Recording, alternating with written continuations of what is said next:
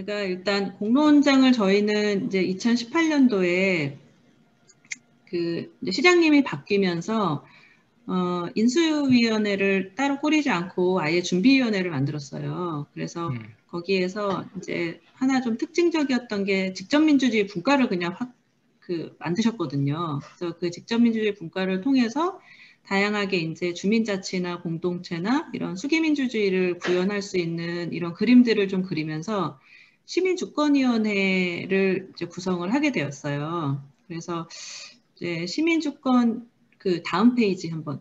네. 그래서 그 외부에서는 공론장 이야기하면 공론화 위원회로 그냥 통상적으로 이야기가 되는데 저희는 지금 구조 상태가 춘천시 시민주권위원회가 구성이 되어 있고요. 현재 이제 위원장 포함해서 30명으로 구성이 되어 있습니다. 그리고 시의원 3명을 포함해서 단체 추천과 일반 시민의 구성으로 이루어져 있고요. 그 시민주권위원회 안에 제도 개선 분과와 공론화 분과, 참여 분과 이렇게 3개의 분과위원회를 만들어서 운영을 하고 있어요. 이제 그 중에 이제 공론화 분과위원회가 네, 저희 그 공론화를 네, 담당을 하고 있는데 이제 2019년에 처음 출범을 해서 네, 공론화 분과에서 2019년 6월에 그 시민 제안을 받을 수 있는 소통 창구로 봄의 대화라고 하는 플랫폼을 이제 개장을 했어요. 그래서 이제 이 부분은 행안부의 그 일부 사업을 좀 네, 저희가 공모해서 선정이 돼서 그걸 매칭을 해서 소통 플랫폼을 만들고 그 봄의 대화라고 하는 플랫폼을 통해서 이제 온라인으로 시민들이 이제 제안을 하는 것들이 1차적으로 이제 접수가 되는 그런 구조고요. 이 봄의 대화를 통해서 이제 시민 제안들이 올라오면 공론화 분과에서는 매달 정기회의를 통해서 시민 제안을 심의를 합니다. 그래서 이제 그런 과정이 있고 또 이제 다른 한 트랙으로는 시민 제안 외에 행정 제안이라고 하는 부분이 있어요. 그래서 행정부서에서 그 이제 공론 의제를 제안을 하면 그것을 심의를 해서 공론 진행 여부를 결정을 하게 됩니다.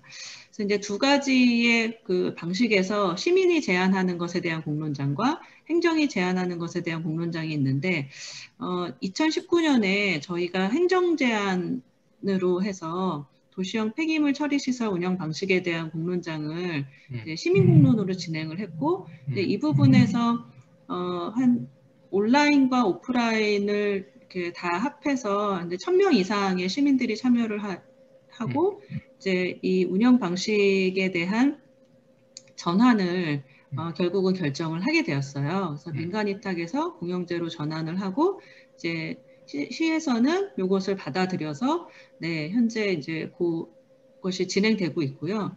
그리고 2021년에 시민주권위원회가 전체적으로 이제 2년 임기를 마치고 2기가 시작이 되었고 올해는 2021년이네요. 2021년에 현재는 대중교통 안전공영제 전환이라고 하는 요 운영 방식에 대한 공론장을 지금 또 준비를 하고 있습니다. 근데 이 부분도 이제 행정 제안입니다.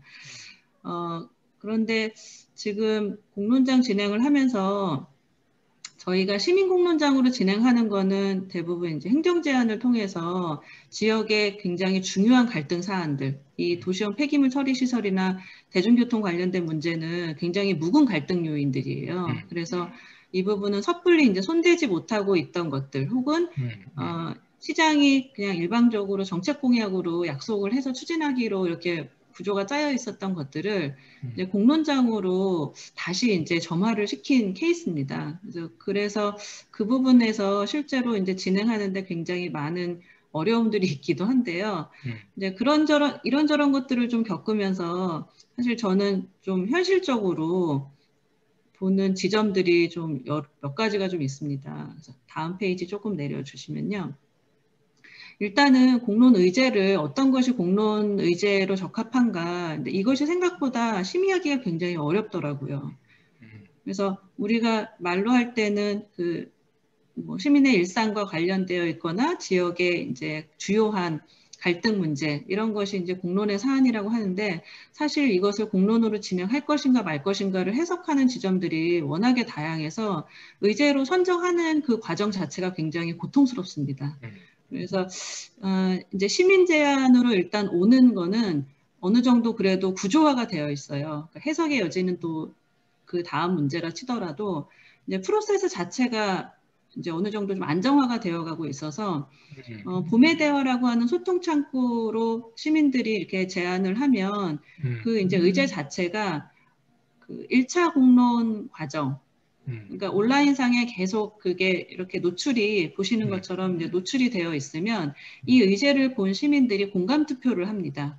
아, 이건 정말 필요한 내용이야. 이렇게 의제를 공감 투표를 하면 20일 동안 공개를 하고 50건 이상의 공감수를 얻으면 이 부분에 대해서 관련 부서에서 답변을 하게 되어 있습니다. 그래서 초기에는 그 실무 부서로만 연결이 되었는데 이제 그 지점에 대한 문제를 계속 지적을 하면서 하나의 안건이라도 복합적으로 연계되어 있는 부서를 통해서 모든 부서에서 네, 그 관련 답변을 받도록 지금은 좀 개선이 되었고요. 이제 관련 부서의 답변을 통해서 제안자가 수용과 불수용의 여부를 정합니다. 그래서 충분한 검토가 이루어졌다고 생각이 되면은 이제 그 내용에 대해서 확인을 하고 수용을 하면 네, 자연 종결이 되는 거고요.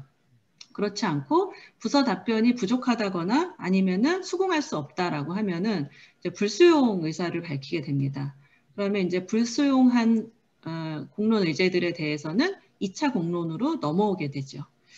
그러면 이제 2차 공론 의제로 이제 공론화분과위원회에서 다시 이제 심의를 해서 온라인상으로는 20일 동안 오픈을 해서 시민들이 이 의제에 대해서 이제 다시 한번 네, 그 판단을 하게 하고 이때 시민들이 이 2차 공론 안건에 대해서 200건 이상의 공감을 표시를 하면 그때는 이제 온라인의 방식이든 오프라인의 방식이든 이제 공론의 추진 여부를 심의를 하게 됩니다. 그래서 이제 여기에서 만약에 이제 200건 이상의 공감수가 되었다. 그리고 이 부분은 공론의 의제로 이제 결정이 되었다라고 하면 이제 그때는 공론 진행에 대한 이제 공론 설계에 대한 부분들이 이제 진행이 되겠죠. 그리고 그 3차 공론을 통해서 시민주권위원회가 최종 그 심의를 하고 이제 마지막 단계로 시장에게 이제 권고안을 제출을 하면 그 권고안을 통해서 시장이 네, 결정을 하게 되어 있습니다. 그래서 시민 제안을 하는 과정에서는 일단 우리가 의제를 발굴하는 작업이나 다듬는 작업이 그냥 제안으로만 하는 것에는 다 담기지 않는다는 점이에요.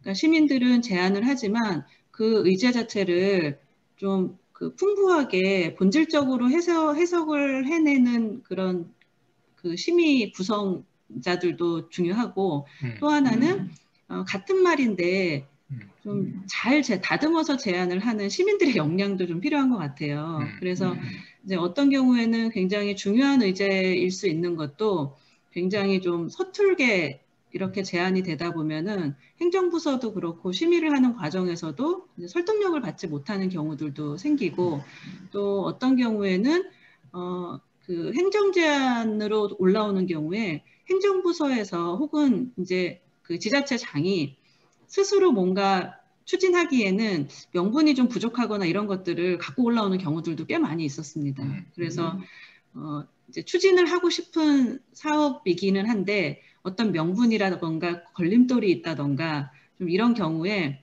그 이제 시민의 의견을 거쳤다 이런 이 논리를 쌓기 위해서 행정부서에서 가지고 오는 경우들도 꽤 많았습니다. 근데 이제 그런 것들을 좀 그 합리적으로 커트하는 그런 작업들도 굉장히 좀 노련해져야 되는 그런 측면들도 좀 있고요.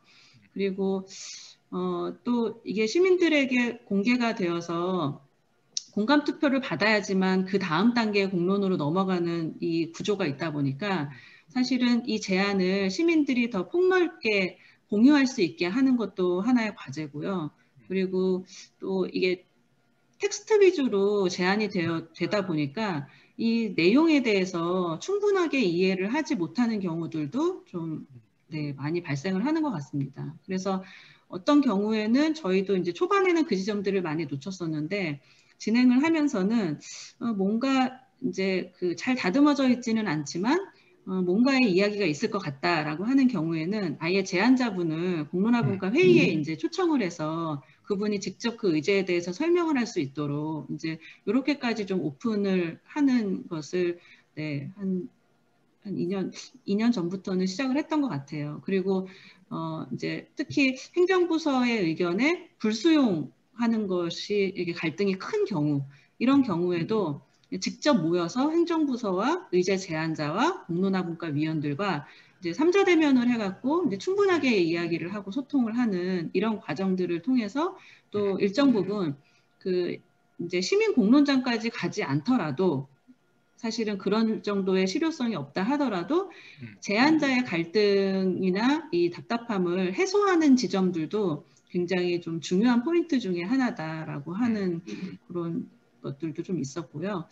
그래서 그 이런저런 진행 과정에서의 어떤 그 아쉬움들을 저희가 그 작년 여름에 다른 지역들의 조례를 계속 좀 공부를 하면서 이제 저희가 시민주권 활성화라고 하는 이 기본 조례 안에 이제 일부 공론에 대한 부분들이 들어있는데 그 공론의 이 조항들이 너무 심플해가지고 사실 구체적으로 공론을 풀어가는 과정에서 실제적으로 저희가 2019년에 공론 진행할 때는 시민참여단을 모집을 했지만 아무것도 보상을 할 수 있는 게 없었어요. 그래서 모집을 하기도 힘들었고 또 그 실비 보상에 대한 부분들이 현실적으로 해결이 되지 않다 보니까 다 정말 그냥 열정페이 같은 식으로 진행이 될 수밖에 없고 그리고 또 하나는 시민들이 참여하는 것도 중요하지만 참여를 해서 이 공론장을 잘 진행될 수 있도록 이끄는 어떤 일정 부분의 역할을 하는데 굉장히 부족함을 많이 느꼈습니다.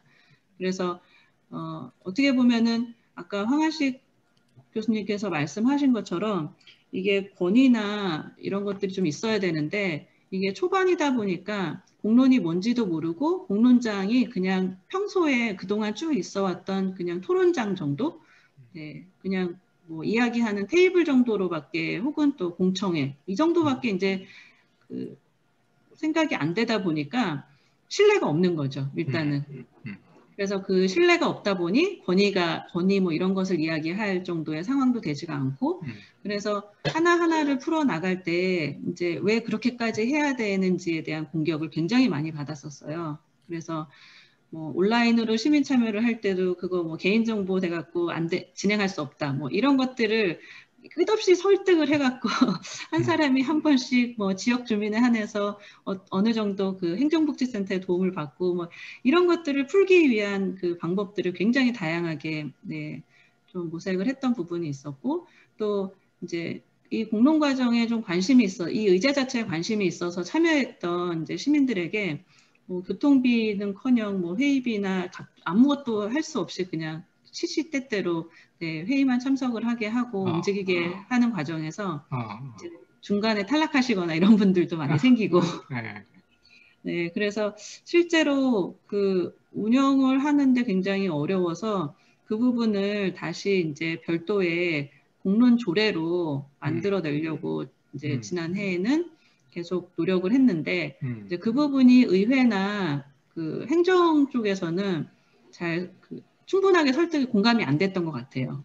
그래서 네, 말은 하지 않고 이제 돕는 제스처는 취했지만 사실은 그 저희가 애쓰는 만큼 적극적인 호흡이 맞지 않아서 상당히 좀 네, 좀 속상한 부분들이 많더라고요. 그래서 이제 그럼에도 불구하고 일단 이제 일부 개정을 했습니다. 좀 합의를 해서 별도 조례로는 당장은 가지 않더라도 여기 이제 참여하는 대상자들에게 실비를 지원한다거나 뭐 이제 그 시장이 이제 뭐 이런 부분들을 공론에 대한 적극적인 지원을 해야 된다 이런 것들 정도로 그냥 요 수기 공론장 운영에 대한 부분들이 그냥 일부 다듬어져서 네, 조금 구체화되는 것들이 좀 있었고요.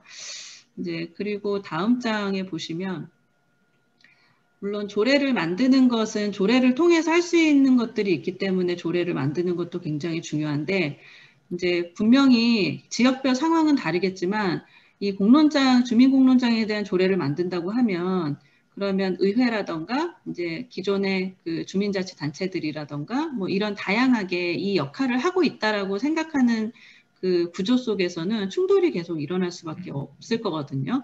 그러면 그 과정을 계속 풀어가는 부분들이 필요한데 일단은 저는 뭐 이런 몇 가지의 질문들을 좀 한번 다양하게 풀어봤으면 좋겠어요. 그래서 일단 공론기구를 구성하는 측면에서는 공론화분과위원회를 저희도 이제 구조적으로 만들기는 했지만 그 공론화분과가 어떤 일을 어디까지 하게 될지는 사실 세밀하게 예측하지 못한 상태에서 출발을 했기 때문에 지금 계속 가면서 만드는 그런 방식이거든요.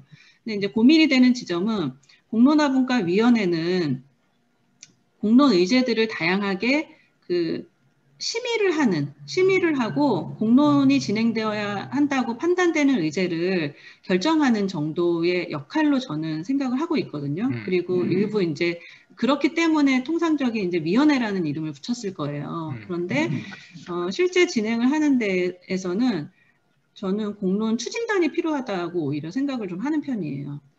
그래서 어떤 공론을 심의하고 이제 공론 의제를 발굴하는 그런 역할을 하는 위원회가 있다고 하면 그 위원회는 그 공론 의제의 적합성이라던가 이런 판단을 하고 대신 이제 공론을 실제적으로 설계를 하거나 그 의제에 적합하게 추진을 하는 것들은 실무기구가 필요한 거죠, 사실은.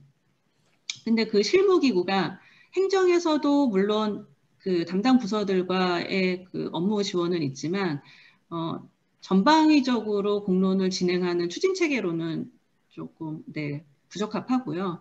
그렇다고 해서 그런 민간에 이런 공론을 추진할 수 있는 자원들이 있느냐 했을 때는 이제 그런 지점들도 굉장히 많이 빠져 있는 상황이었습니다. 그래서 지금 현재는 이제 공론 의제를 공론화분과에서 심의하고 그 다음에 설계를 하고 추진을 하는 데까지도 대부분 다 이제 끌고 갈 수밖에 없는 상황인데 만약에 이 역할이 공론화분과위원회에 딱 안착이 된다고 하면 공론화분과위원회를 할 사람이 몇이나 될까 싶은 걱정이 너무 많아서 공론화 그 나름대로의 공론 기구들을 어떤 구조로 구성할 것인가 이거는 조금 좀 포괄적인 단위와 그리고 이제 실제적인 단위 그리고 또 실핏줄 같은 파트너로서 작동할 수 있는 그런 단위들을 저는 좀 이렇게 종합적으로 예상을 해보시는 게 필요하지 않을까 싶은 생각이 들어요. 그래서 그 나름대로의 이제 역할이나 그 이제 기능들을 조금 구체화하는 작업들도 좀 유효하게 작용을 해야 한다 하는 질문이 하나 있고요. 그다음에 이제 두 번째는 그 조금 전에 말씀드렸던 이제 이런 공론의 역할들을 마땅히 하고 있다 혹은 이제 하는 곳이다라고 생각했던 곳들과의 이 충돌 지점들을 어떻게 교통 정리할 것인가라고 하는 것. 그래서 예를 들어서 조례를 추진한다 하더라도 지금 대구 같은 경우에는 적극적으로 들고 뛰시는 의원님이 계셨기 때문에 일정 부분 동의에 의해서 아마 이제 진행이 되셨을 거고 다른 곳들 같은 경우에는 아예 이 조례를 논의하는 과정에서부터 이제 적정하게 이제 그 핵심적인 파트너십을 좀 이렇게 구성하셔서 애초에 이런 잡음이 생길 수 있는 지점들을 계속 소통을 하면서 이제 풀어 나가셔서 조례까지 당도하시는 게 오히려 더 필요하지 않을까, 자연스럽게 그 과정이 수기가 되지 않을까 하는 지점이 있고요. 그리고 이제 세 번째 질문 같은 경우에는 공론장이 그 너무 정형화되어 있는 것처럼 고정관념이 작동한다는 거예요. 그래서 이제 공론장을 추진한다라고 하면 그 키워드는 하나지만 그 안에는 굉장히 다른 방식의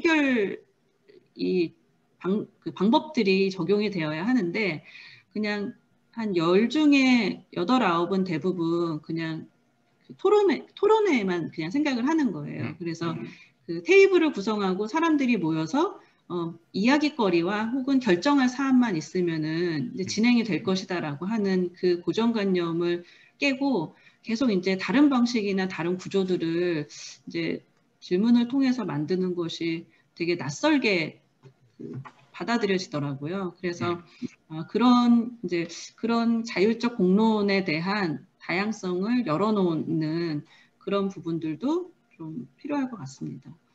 그리고 시민의 참여를 보장한다라고 하는 것은 저희는 이제 이 부분을 해결하기 위해서 봄에대화라고 하는 온라인 소통 플랫폼을 지금 운영을 하고 있는데, 만약에 이런 구조가 없다라고 하면 어떤 방식으로 시민들의 이 의견들을 이제 지속적으로 수렴할 수 있을지, 이 부분이 공론 조례에도 담겨야 되지 않을까. 그래서 공론장을 만드는 것과 이제 이 시민들의 참여 구조를 만드는 것을 이제 사전 사후 혹은 최소한은 같이 동시에 진행될 수 있는 그런 부분들도 좀 언급이 되었으면 좋겠습니다. 그리고 다섯 번째는 좀 질적인 부분입니다. 이거는 시민도 그렇고 행정도 그렇고 의제의 질적 수준이 향상되지 않으면 너무 의제가 그냥 복잡다단하게 많은 것으로 이렇게 퍼질 수밖에 없는 것 같아요. 그래서 이것을 공론 의제를 가늠하는 것 자체도 굉장히 많은 에너지가 소비가 되는 그런 형태가 될 수 있을 것 같습니다. 그래서 어떤 건 공론을 하고 어떤 건 하지 않고의 그 기준을 잡는 것이 어렵기 때문에 오히려 이제 공론 의제들의 질적인 부분을 좀 모델화시키거나 상향시키는 그런 부분에 초점이 있어야 자연스럽게 의제가 좀 단순 의제라던가 아니면 이제 민원성 의제에 대한 부분들은 자연스럽게 걸러지고 이제 조금 더 공적인 의제 중심으로 잘 만들어질 수 있는 그런 작동을 할 수 있을 것 같습니다. 그리고 요 여섯 번째는 앞에 말씀드렸던 거예요. 조례가 만들어지기까지의 누구와 소통을 하면서 이 확인을 하고 갈 것인가. 그리고 설령 반대를 하는 입장이라 하더라도 이 맥락을 공유하는 것은 굉장히 중요한 것 같아서 조례 제정 이전 단계에 대한 이제 준비 작업들을 하나의 미션으로 추진을 해야 되지 않을까 이런 지점들이 생각이 듭니다. 그리고 이제 저희도 이제 현실에서 어느 정도 틀은 있다라고 하면서도 굉장히 만들어가야 하는 과제들이 이제 자원을 만드는 것입니다. 그래서 이번에 저희가 추진하고 있는 공론에서는 시민참여단 모집은 하는데 그 시민참여단이 그냥 단순하게 의견에 대해서만 작동을 하는 이런 시민참여단의 의미가 아니라 이 공론이라는 것을 이해를 하고 공론의 의미를 경험할 수 있게 하고 또 현장에서 실제로 이 공론장들을 이제 운영하는 데 일조할 수 있게 그 역할을 만들어 보는 의미에서 구성을 했어요. 그래서 이 공론 자원들을 지속적으로 만들고 이 시민참여단이 현장 경험을 갖게 되면 그 다음부터는 이 시민참여단을 기점으로 해서 지속적으로 시민들의 이 공론 학습 기회라던가 아니면은 이제 이런 다양한 방식의 정보들을 제공을 해서 이제 이분들이 꾸준하게 지역사회에서 퍼져나갈 수 있도록 하는 어떤 좀 씨앗으로 삼아야 되지 않을까 이런 좀 목표 지점을 가지고 있습니다. 그리고 결과적으로는 이제 공론 의제를 효과적으로 풀어나가기 위해서는 거버넌스형 협력 구조가 굉장히 필요한 것 같아요. 그래서 좀 초반에는 피곤한 일일 수 있지만 행정하고만 결합했던 것들을 지금은 이제 저희가 얼마 전에 이제 시장님 면담을 통해서 중간 지원 조직들이 공론 지원에 합류하고 적극적으로 협조할 수 있도록 해서 행정 안에서 좀 부하가 걸리거나 제약이 있었던 지점들을 좀 다양한 단위에서 협력 관계로 추진할 수 있도록 해서 지역 내 중간 지원 조직들의 협력까지 조금 구조를 확대를 해보게 되었습니다. 그래서 이런 형태로 해서 이번 공론에서는 이제 시민들이 누구나 참여할 수 있는 대토론회를 한 3번 정도 하고 나머지는 주민총회의 일정과 맞물려서 이제 가능하면 이제 25개의 읍면 동별로 다 찾아가는 공론장들을 진행을 하고 거기에도 참여하지 못하는 시민들은 이제 온라인으로 참여를 할 수 있게끔 그렇게까지 해서 이제 이번에는 어느 지점까지 어떤 방식으로 참여가 가능할 수 있을까 하는 것을 좀 시험을 해보려고 합니다.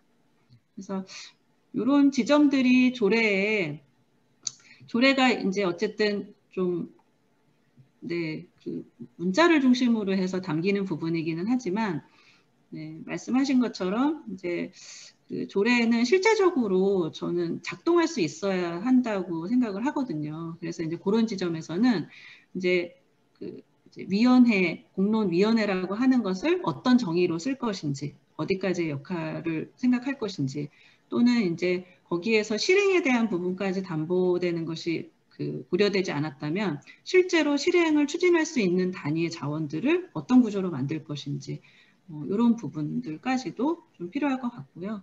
그리고 상시적인 시민들의 이런 공론을 위한 이제 학습 지원 네, 이런 부분들도 저는 좀 인프라의 관점에서 조례에 담길 수 있으면 좋겠다는 생각을 했습니다. 네, 시간이 좀 많이 길어졌네요. 네, 아닙니다. 네. 네, 실제로 춘천에서 지금 그 공론화위원회 위원장으로서 이렇게 역할을 쭉 해오시면서 얻은 성과 또는 그 과정에서 생긴 문제의식 또 향후 과제 이런 거에 대해서 쭉 말씀을 해주셨네요. 어떻게 보면 이제 좋은 마인드를 갖고 계신 시장이 이 공론장이라고 하는 것을 어떻게 그 시정 내에서 실현할 것인가라고 하는 차원에서 이제 고민을 쭉 해온 것 같아요. 그런 측면에서 보면 굉장히 그 선진적이고 모범적인 측면도 있고 그런 건 거꾸로 지금 한국 사회에서 이제 뭔가를 이렇게 처음부터 만들어내야 될 상황, 그러니까 행정에서 좋은 마인드를 가지고 주도하기가 어려운 상황에서 무엇부터 출발해야 될 것인가라고 하는 측면에서 보면 조금 차이는 있는 이 두 가지 양면이 같이 있는 상황인 것 같아요. 네. 다른 분들 많이 부러워하실 것 같아요. 예.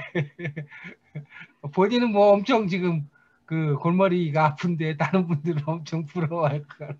오세영 의원님 소감 좀 한번 말씀해 주세요. 뭐 우리가 해야 될 걸 춘천에서 다 하고 계시는 것 같습니다. 실제로 조례가 만들어진다 하더라도 제대로 작동 안 되는 게 많거든요. 저도 뭐 이걸 만들긴 했지만 얼마나 작동될까 기대를 솔직히 많이 안 하고 있습니다. 이제 그러니까 아까 이제 조례가 실행하기 위한 실행 추진단 하는 거 정말 중요한 것 같고요. 또 공론화 추진단, 또 시민 주권위원회에서 공론화 분권위원회를 시 자체에 만들었다 하는 게 정말 대단한 것 같아요.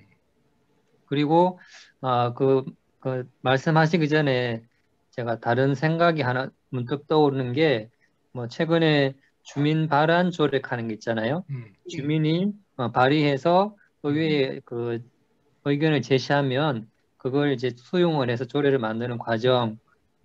그러니까 춘천에서는 정말 우리 시민들 대상으로 시민들의 역량을 강화하는 걸 제도적으로 벌써 여러 차례 시행착오를 겪으면서 이렇게 체계적으로 만들어 가고 계신 것 같아요.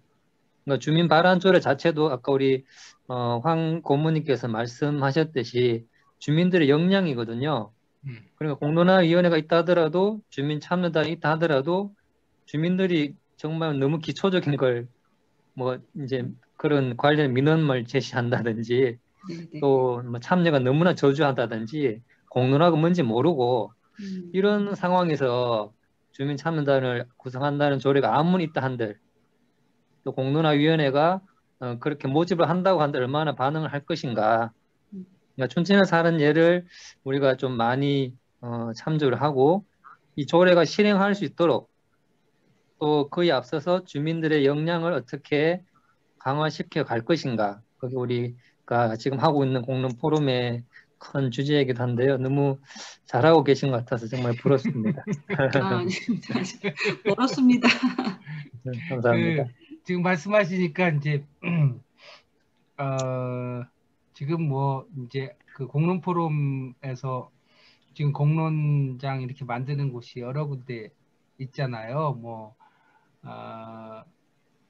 그 연천에 두루미 공론장, 두루미 보호 공론장이라든지 뭐 당진에 네, 폐기물 관련된 산업 폐기물 관련된 공론장이라든지 쭉 이렇게 이제 있는데 많은 경우에는 이게 뭐 법제화 같은 거는 아주 조금 나중 일이고 야 이게 문제 해결이라고 하는 것이 주민과 함께 할 수 있구나라고 하는 것을 선보이는 과정이에요. 이게 그래서 이게 기존 같이 그냥 지자체장이나 전문가들이 자문위원회 만들어 가지고 하는 거 말고 주민이 참여해서 상당한 정도 이렇게 그 주요 이슈 관련해 가지고 논의를 하고 논의된 결과를 반영해서 정책 결정하는 이런 프로세스가 있다라고 하는 것을 이제 경험하는 곳이 굉장히 많아요. 굉장히 많고 그 과정에서 이제 나타나는 거는 아까 오세광 의원님도 얘기하신 것처럼 이제 그 특별한 사안과 관련해서 이제 법령을 만들죠. 뭐 예를 들면 폐기물 관련된 공론장을 위한 그 사안을 해결하기 위해서 그 특별한 사안과 관련된 이제 조례나 이제 규칙을 이제 만들고요. 그런 이제 그런 사안과 관련된 차원을 넘어서서 조금 더 범용으로 활용할 수 있도록 이제 공론화위원회를 구성한다든가 이렇게 상설화 과정으로 영역을 넓히는 그런 단계로 이렇게 넘어가는 것 같아요. 그래서 제일 처음에는 법안이 아니라 사례를 가지고 새로운 시도를 하고 그 시도를 통해서 사람들이 의미를 공유를 하면서 그 필요성을 같이 이제 느끼고 이렇게 체험하는 그 과정을 거치고 그 다음에 이제 그 사안과 관련 어떤 특별한 사안과 관련해서 조례나 규칙을 만들고 그 다음에는 이제 보다 더 이제 어떻게 보면 좀 일반적인 조례를 만드는 이제 과정으로 가고 그 다음에는 이제 시나 지자체의 구조를 그렇게 바꾸는 지금 이제 춘천 같은 경우가 이제 구조를 바꾸는 이제 단계로 나아가게 되는 이렇게 일반적인 과정이 있어서 우리가 이제 어떤 단계에 있느냐, 어떤 과정에 있느냐에 따라서 조례의 수준이라든가 내용도 달라질 수밖에 없는 것이 현실 아닌가 이제 그런 생각을 하게 되는 거죠. 예, 뭐 이렇게 느낀 소감이라든지 뭐 말씀을 저기 오늘 일정을 어떻게 생각하고 계시나요? 잠깐만요. 우리 오현철 교수님께서 퇴장할 시간이라서 말씀을 좀 먼저 김인정 선생님 발표에 다른 분들 느낀 점 하나만 말씀을 드리면요. 이 공론장에서 해야 될 대상이 무엇인지 좀 더 명확해질 필요가 있을 것 같아요. 그러니까 춘천에서 올라온 사례를 보면 이건 일반적인 민원사항이고 그래서 시청에 해당 부서에 얘기하면 될 것을 공론장으로 끌고 오면은 사실 이게 공론장에 늘 문제들 뿐만 아니라 사람들이 별로 참여하지도 않을 것 같습니다. 왜냐하면 공론장에 참여할 때 사람들이 동기부여하는 것 중에 중요한 일이 하나가 그게 얼마나 중요한 일인가가 중요하거든요. 이게 얼마나 중요한 일인가. 중요한 일일 때 내가 참여할 동기부여가 되는데 이건 딱 봐도 그냥 관련 부서의 민원 넘을 될 일이지 내가 일부러 시간을 내서 참석해서 토론할 거리가 아니라는 느낌이 들거든요. 그래서 어떤 논의를 가지고 공론을 할 것인지 그것도 포괄적이라도 좀 규정을 하는 게 필요하지 않을까 싶습니다. 이런 일을 많아지면은 사람이 지치고 힘들기만 하고 별로 뚜렷한 성과도 안 나오고 아마 그럴 겁니다. 네, 감사합니다. 오늘 먼저 나가서 죄송합니다. 아니 잠깐만요. 대표님. 우리 김윤정 위원장님 지금 오현철 교수님 말씀하신 거에 대해서 간단하게 답변을 좀 듣고 질문만 하고서 예. 그러네요. 네. 일단 공론에서 말씀하신 것처럼 시민들의 제안을 많이 열어놓으면 열어놓을수록 섞이는 것이 많습니다. 그래서 저희가 이제 정기 회의를 할 때 올라오는 대부분의 시민 의제들이 한 7, 80%는 다 민원으로 해석이 될 수 있는 지점들이에요. 그래서 이제 그런 것들을 이제 근데 그런 것들은 자연스럽게 시민들이 또 판단을 하더라고요. 그래서 저희가 이제 20일 동안 50건의 공감 투표가 눌려져야지만 이게 이제 관련 부서에 답변을 받게 되거든요. 안 그러면은 매 의견마다 부서들이 답변을 달 수도 없는 거고 이제 피곤한 일들이 반복이 되는 거죠. 그리고 이 채널 자체가 그냥 민원 게시판인지 이제 그 부분이 초반에는 굉장히 혼란스러웠어요. 민원 게시판인 건지 뭐 정책 의제를 제안하는 건지 이게 뭐 혼동이 돼서 그래서 이제 공감 투표와 오픈 기간을 정해놓고 거기에서 시민들의 공감을 얻지 못하면 자연스럽게 좀 드랍이 되고 그나마 50건이 넘으면 근데 그 중에도 민원성이 있어요. 50건이 넘는다 하더라도 예를 들면 특정 아파트 단지에서 우리 아파트의 소원 사업이야. 막 이렇게 하면 주민들이 이제 몰표를 해서 공감수를 올리는 경우도 있어요. 근데 이제 다양한 케이스는 있지만 그렇게 하더라도 이제 공론화분과위원회에서 혹은 또 2차 공론에선 200표 이상의 공감을 또 얻어야 되기 때문에 그러면 또 거기에서 한 번쯤은 시민들이 판단할 기회를 제공을 하게 되는 것 같아요. 그래서 너무 많이 걱정을 하지 않아도 처음에는 저희도 이게 이 기준을 잡기가 너무 힘들어서 어떻게 해야 되지 막 너무 힘들었는데 어느 순간 시민들의 그 판단을 믿는다라고 하는 것을 딛고 가면 그 다음이 조금 더 수월해지고요. 또 물론 정답은 없는 것 같아요. 이게 민원성인데도 공론의제가 되어야 하는 것인지 근데 그 민원이라고 하는 그 해석도 시민의 다수에게 그 적용이 되는 것이다. 그런데도 불구하고 행정에서 잘 해결이 되지 않았던 문제다라고 하는 경우에는 좀 공론이 필요할 수도 있다. 이렇게 해석이 되기도 하고요. 또 어떤 경우에는 굉장히 중요한 그 대중교통 같은 경우에도 굉장히 중요한 의제거든요. 그리고 이미 오랫동안 뭐 5년, 6년 이상 이렇게 묵었던 갈등 문제이기 때문에 굉장히 중요한 건데 사실 여기에 이게 내 문제라고 생각할 시민들이 얼마나 될 것인가가 또 관건이에요. 실제로 버스를 이용하는 시민은 전체의 10%밖에 지금 안 되거든요. 그러니까 나 어차피 버스도 안 타는데 이렇게 해버리면 내가 참여할 의도는 전혀 나오지 않는 거죠. 그래서 이제 그 부분을 커버하기 위해서 이번에는 저희가 이용자 대상의 그 사전 설문, 현재 버스를 이용하는 것에 대한 현재가 대부분 다 뭐 춘천에서의 버스는 그 불편 그 자체다. 이게 되게 공식화가 되어 있어요. 그래서 차를 쓰는 것이 훨씬 효율적이라고 하는 게 공공연한데 근데 막상 제가 확인을 하려고 했더니 그 이용자 대상의 실태조사 이런 게 명확한 데이터가 없더라고요. 그래서 공공연하게 시민들이 떠도는 의견으로 다 그렇게 인지가 되어 있는 것들을 정말 사실인지 아닌지 그것부터 좀 보자 해서 지금은 버스를 이용하시는 분들 대상으로 버스 정류장에서 아예 그냥 사전 조사를 하고 있어요. 진짜 불편한 건지, 그럼 뭐가 불편한 건지 아니면은 뭐 버스를 이용하면서 어떤 게 중요하다고 생각하는지 그거를 아예 그냥 현장 조사를 하고 있고요.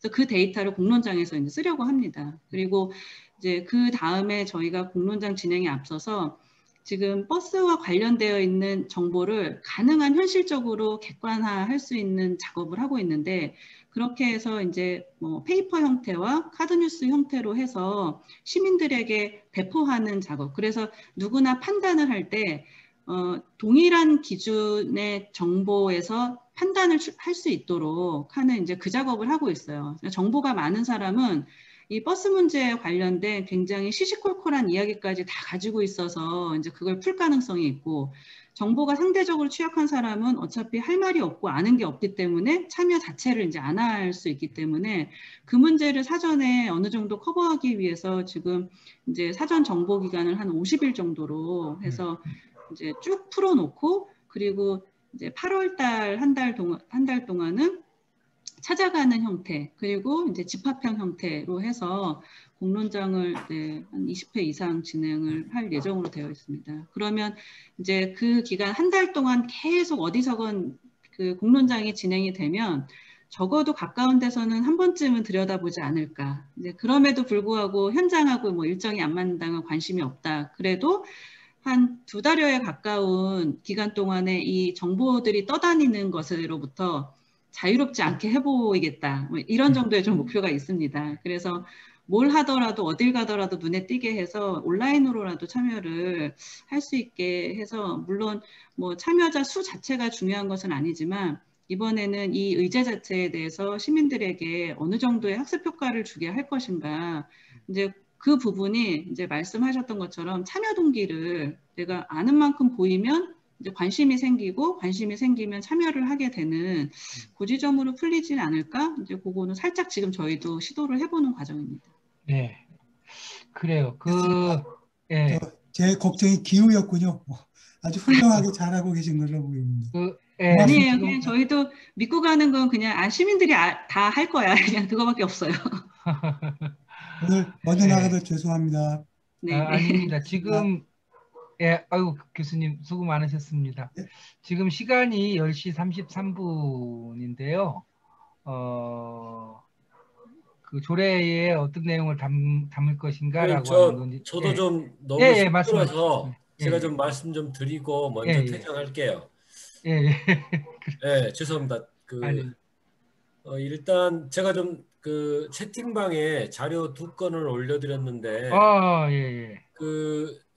제가 그냥 저기 뭐죠? 화면 공유 풀어주실래요, 대표님? 그럴게요. 네, 제가 그냥 올려서 짧게 그러시죠. 저는 설명하고 아주 짧게 말씀드리고 의견만 말씀드리고. 두 개 다? 아니 제가 그냥 화면 공유를 풀어주시면 돼요. 지금 이제 그 공동 호스트로 지금 정해놨어요. 네네네. 그냥 하시면 될 것 같아요. 공유 됐나요 혹시? 네. 공유됐어요. 다른 분들 보이시나요? 네. 이게 20대 국회 때 전해철 의원이 그 입법 발의했던 안이거든요. 아마 보신 분들도 있으실 겁니다. 근데 이게 이제 국가공론위원회 설립 및 운영에 관한 법률안인데 아까 김윤정 선생님이 얘기하셨던 부분, 그다음에 또 누가 얘기하셨더라? 몇 분들이 이렇게 체계를 어떻게 가질 거냐와 관련해서 그냥 간단하게만 말씀드리면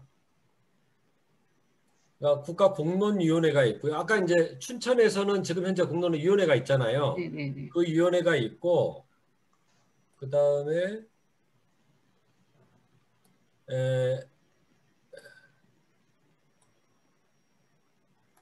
공공토론위원회가 실행위원회로 존재해요. 공공토론위원회가. 그 다음에 그 장을 공론화 공공토론이라는 이름으로 장을 열어요. 그러니까 이 구조로 되어 있어요. 그러니까 공론화위원회가 있고 실행위원회가 있고 공론토론장이 있고 이제 그것을 어떻게 지원할 것인지를 국가 차원에서 규정하고 있는 거예요. 그러니까 이것을 지방자치단체로 그냥 축소해서 그대로 가지고 와도 전혀 문제가 없는 체계 구조인 거죠. 이 구조 자체가. 요거는 참고하셨으면 좋겠다 싶고요. 길게 얘기 안 하고 여기까지만 딱 얘기하고요. 그 다음에 하나만 더 공유 드리면 그와 관련한 것이 이게 이제 이게 국회 입법조사처에서 이 의안을 이제 검토한 검토 보고서예요. 여기에 보면 이것이 갖고 있는 여러 가지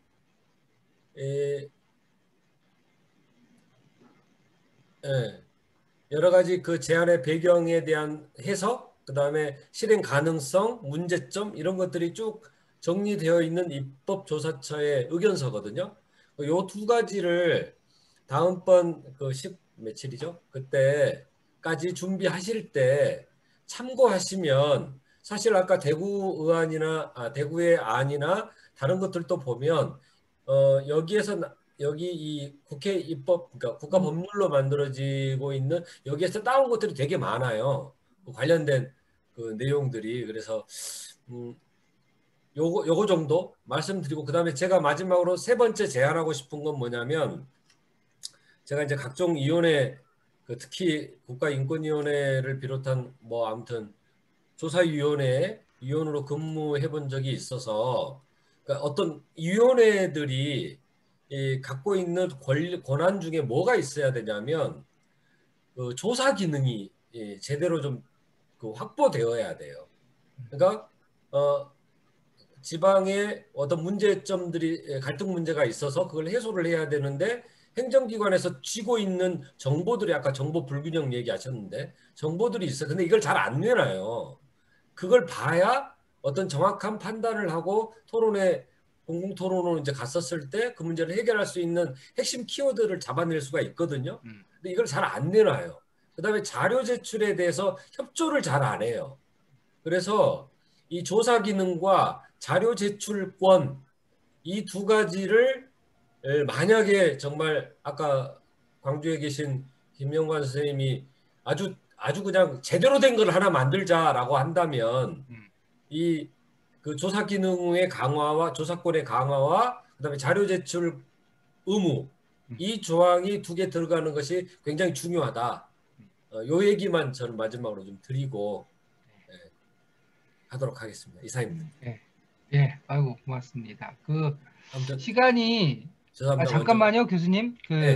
지금 40분인데 시간을 11시까지는 늦어도 마쳐야 될 것 같아요. 이게 뭐 우리가 또 내일도 있기 때문에 그래서 같이 정리를 한 10여 분에 걸쳐 가지고 같이 정리를 좀 하죠. 뭐 원래 제일 처음에 논의는 난상톤으로 하는 게 제일 좋잖아요. 그래서 뭐 지금 김성길 교수님께서는 이제 국회에 계시거나 이제 위원회에 계실 때 이제 국가 차원에서 했던 일들에 대해서 이제 말씀을 좀 해주셨어요. 이거는 이제 지자체 차원에서 일을 이렇게 조례를 구성할 때 참고가 될 만한 사항인 것 같아요. 다들 이제 눈이 조금씩 이제 피곤해지고 있으시네요. 뭐 오늘 뭐 특별한 결론을 내리지 않아도 되니까요. 의견을 좀 말씀을 해주시고 정리를 하겠습니다. 김영관 의원님 뭐 하실 말씀이 있으시면.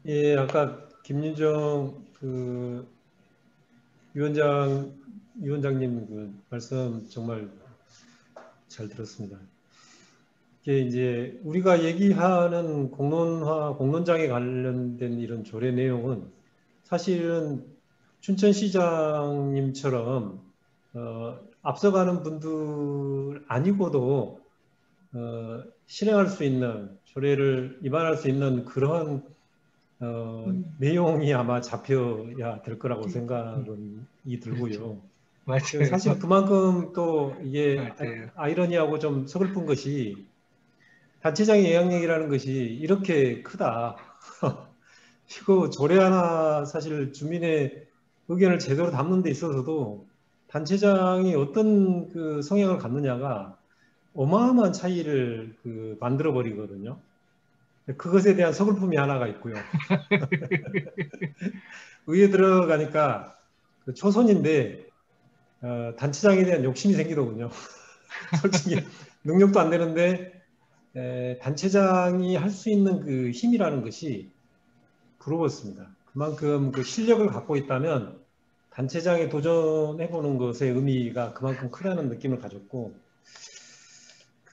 또 하나 이제 하원식 선생님께서도 말씀하셨던 결국 제도가 있다 해도 우리 오세강 의원님 말씀으로도 사실 이만한 것을 갖추고 훈련되지 않는 주민이 없으면 사실 무용지물인 거거든요. 이것에 대한 그것의 근본적인 이 취지가 이것이 강화돼야 하는 것에 대한 것은 또 다시 한번 오늘 토론을 통해서 좀 강하게 느꼈고요.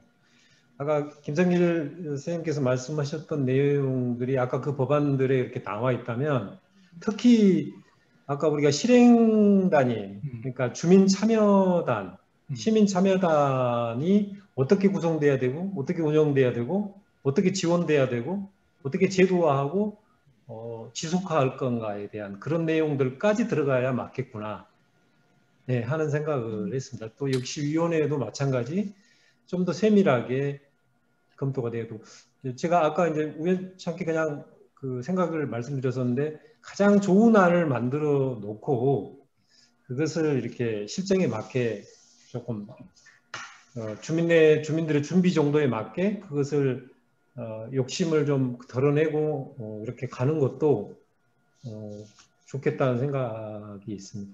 오늘 사실 그 한 가지 얘기 중에 그 각후 아까 이제 그 하은식 선생님 말씀대로 진짜 하자면 사실 조례는 내년쯤이나 제안을 하고 그 과정 그 사실은 주민들과 이것을 여러 단위와 여러 주민들과 이렇게 소통하는 과정을 통해서 이 조례가 갖고 있는 의미, 그다음 이 조례에 참여해야 되는 이유 이런 것들을 사실 하는 것이 그거 자체가 공론화 이 조례의 근거를 만드는 것이 또 될 것 같다는 생각도 들어서 사실은 그렇게 보면 시간이 더 필요한 거 아닌가 하는 생각도 들고요.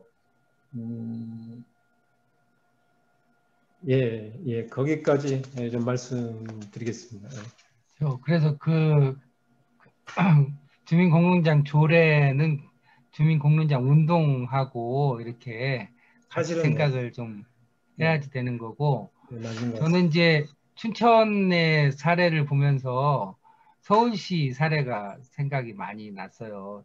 서울시에서도 박원순 시장님께서 뭐 그 참여 수기 예산제까지 만들어가지고 다양한 활동을 했는데, 이게 시장님이 안 계시고 그 다음에 또 관련된 조례가 바뀌고 이렇게 서울민주주의 관련된 조례가 있거든요. 그게 이제 바뀌고 그러면서 이게 갑자기 그 완전히 중단되는 사태를 보거든요. 그러니까 이게 그 탁월한 리더십에 의해 가지고 만들어지는 것이 또 다른 측면으로는 그 리더십이 바뀌거나 없거나 바뀌는 상황에서는 전혀 이렇게 작동하지 않는 것을 보면서 우리는 근원적으로 뭘 준비해야 되는가라고 하는 질문을 또다시 하게 되는 측면이 있는 거죠. 그러니까 그 두 가지 현실이 동시에 존재하는 상황에서 우리가 이제 고민을 하는 것 같아요. 자, 그 오세광 의원님 한 말씀 하시고 윤인회 선생님 또 박대기 선생님 말씀 안 하신 분들 말씀하시고 오늘은 정리하죠. 그 마지막으로는 황한식 교수님 한 말씀 듣는 것으로 정리하겠습니다. 예, 오세광 선생님, 의원님. 네, 오늘 뭐 너무나 이제 뜻깊은 논의였던 것 같고요. 여러 가지 뭐 우리 김성길 교수님께서 말씀해 주셨는데, 집행부에서 우리 의회가 보통 견제하면서 자료 제출이나 이런 그 권한이 있거든요. 그런 걸 요구하면 우리의 입맛에 오는 경우가 거의 없어요. 너무나 기초적인 거, 누구나 다 알 수 있는 그 정도에서 오지. 그러니까 이제 그 우리 위원회에서 뭔가 자료를 요구한다 그런 거는 상당히 조금 의회의 힘을 빌려야 되지 않겠나, 의원들의 많이 동의를 얻어야 되지 않겠나 라는 생각이 들고, 공론화위원회에 대한 조례를 논의하는 거는 적극적으로 논의된다는 자체가 좀 이슈를 일으키는 거고, 또 관심을 불러일으키는 거고, 또 춘천에서 좋은 사례가 있기 때문에 춘천에서 현재 해오고 있는 그런 내용들을 조례에 실제적으로 담는 게 현실적으로 있다. 우리가 뭘 이야기할 때도 다른 지역에서 하고 있더라. 그러면 조금 명분이 되거든요. 그러니까 춘천에서 좋은 사례로 이렇게 하고 있는 것을 그 예를 들어서 실제 조례가 작동할 수 있도록 또 주민 공감을 일으키고 주민 참여단을 만들고 주민 역량을 강화시키고 참 할 게 많네요.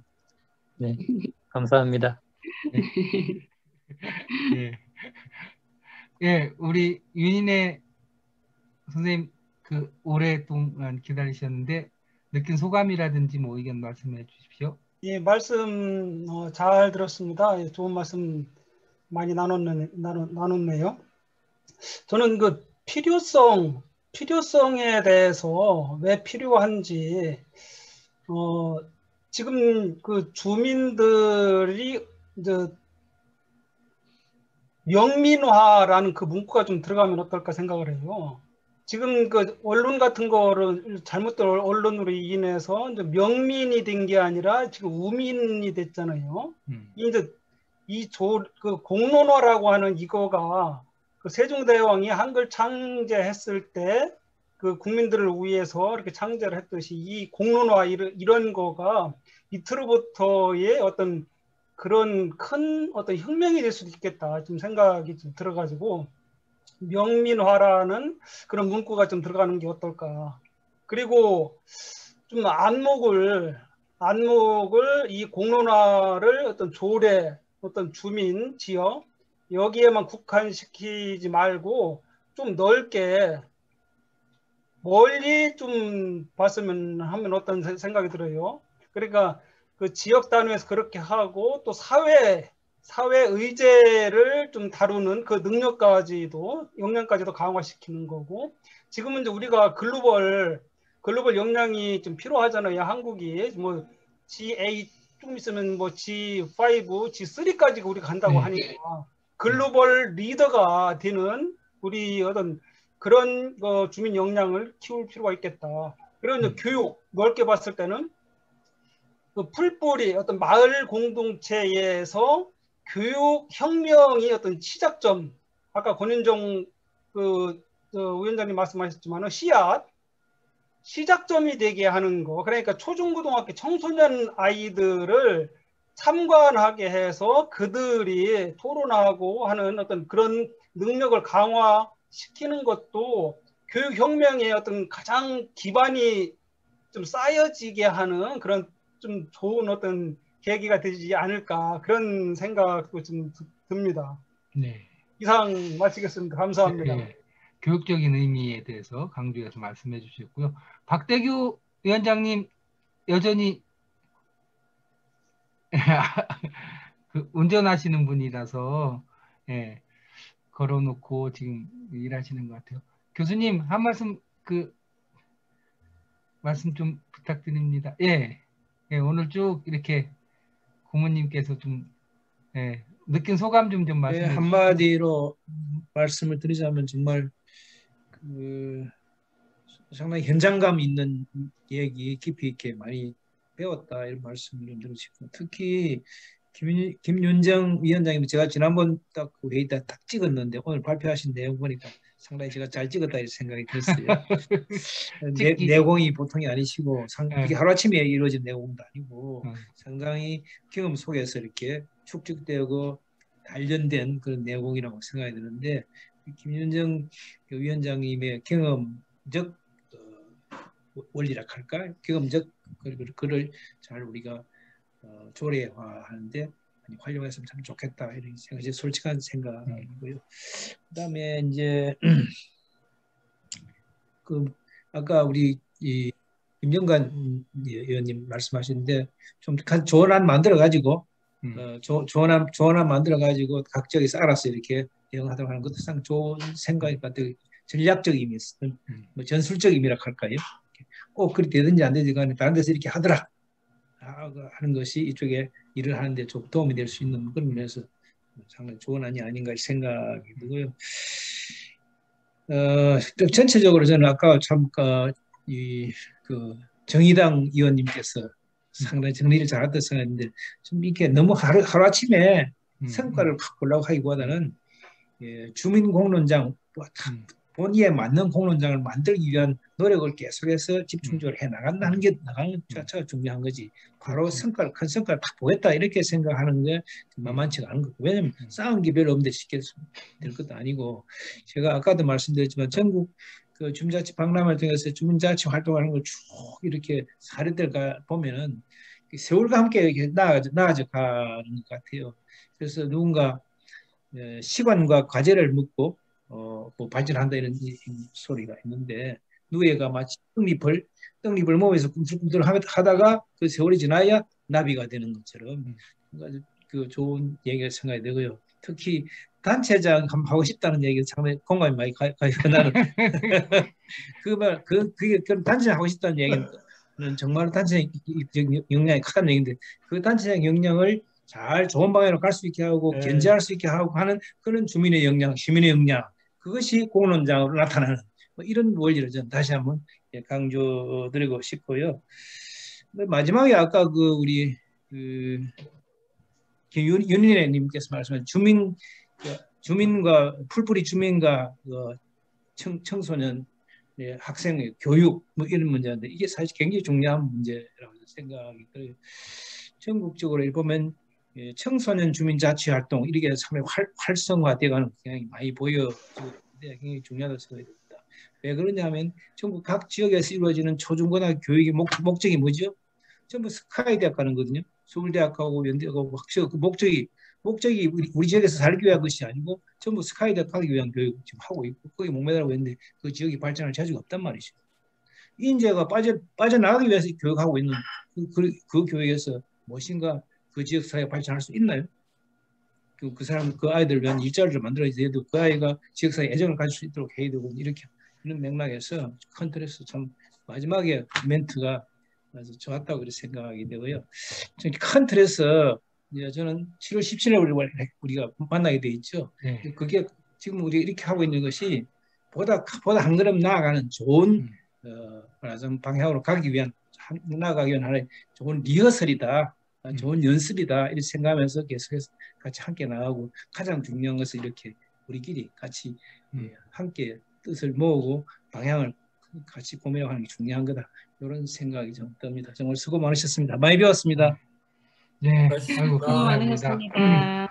제가 한 가지만 더 말씀드리면 이렇게 이후에 이제 전략으로 뭐 아까 하나 전략이라고 나와 있는 것 같아서 나중에 이제 실제 조례안이 만들어지고 실제 추진을 해갈 때는 각 지역의 그 의회의 회기들이 다 파악이 돼야 되고 그 다음에 가장 그 집행부와 또 의회 구성에 있어서 통과되기 쉬운 여건 여기 지역이 우선적으로 좀 이거를 좋은 안을 가지고 돌파를 먼저 해가는 것이 그런 계획 없이 하는 거다고 여건이 가장 가능성이 높은 데 쪽을 선택해서 그쪽부터 몇 군데들을 이렇게 돌파해가는 것이 어쨌든 조례를 추진하는 것에 입안해가는 데 있어서는 좋은 방안이 될 것 같습니다.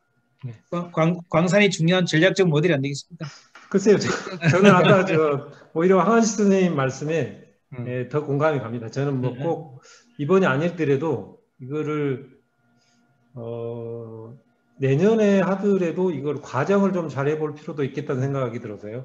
전국적으로 한꺼번에 다 하자는 게 아니고 조금 몇 개 지역별로 좀 모델을 선정해서 그게 모델 지역에 집중하는 것은 중요하다고 생각해요. 그게 사실은 어찌 보면 전략이죠, 이게. 예, 시민들의 역량을 키워내는 문제이기 때문에 너무 이제 조례만 보자면 사실은 그냥 동시에 하거나 뭐 올해 안에 하거나 이럴 수 있는데 그것이 아니라면 조금 과정에 관한 것들도 좀 논의를 해보는 것이 사실 이 자체의 본질 공론화를 통해서 주민의 자치역량을 높이고 시민의 자치역량을 높이고자 했던 본질적 의의와 의의에 좀 맞다고도 생각이 듭니다.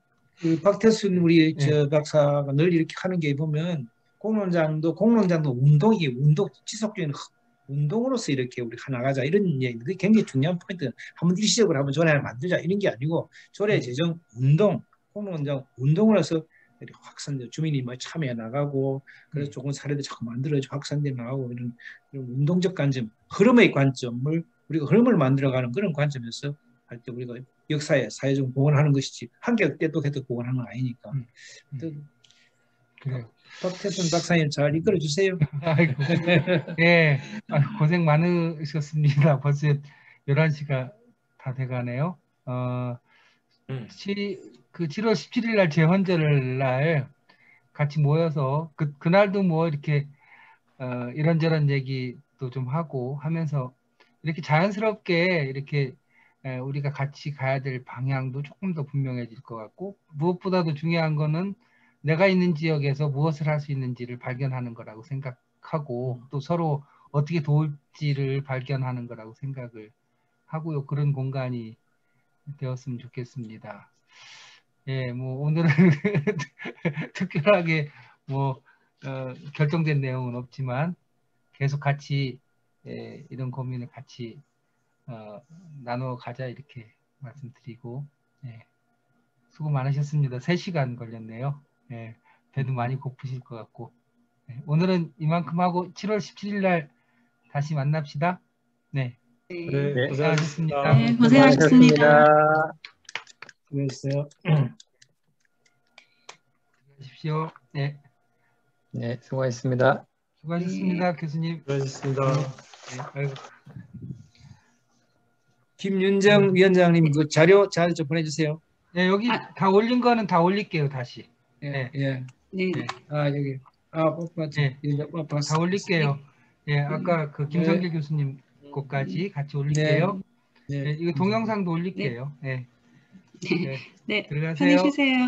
네, 수고하셨습니다. 수고하셨습니다. 네. 오세광 의원님, 네, 수고하셨고요. 김영광 네, 의원님, 고생하셨습니다. 네, 유인정 위원장님, 네. 교수님, 또 뵐게요. 예. 네. 왜 아무도 안 나가세요? 글쎄 말이야. 이 이상 나중에 나가야 될 것 같은데. 네, 글쎄 말이야. 제가 꺼야 되겠네. 내용 회담 나갈까요? 내공이 높으신 분도 먼저 나가야 된다. 아니 여기서 뭐 회의 종료하면 다 나가지니까. 그래요. 네, 종료하세요. 네.